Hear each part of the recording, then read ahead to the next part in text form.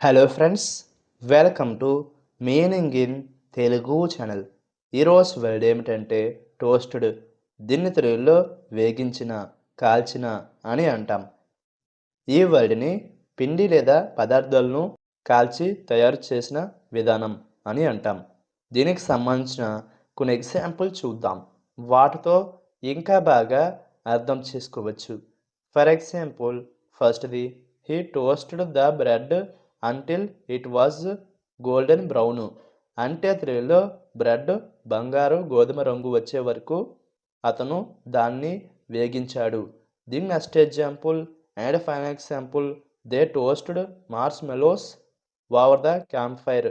అంటే తెలుగులో వారు శిబిరాగ్ని మీద మార్ష్మెలోలను వేగించారు.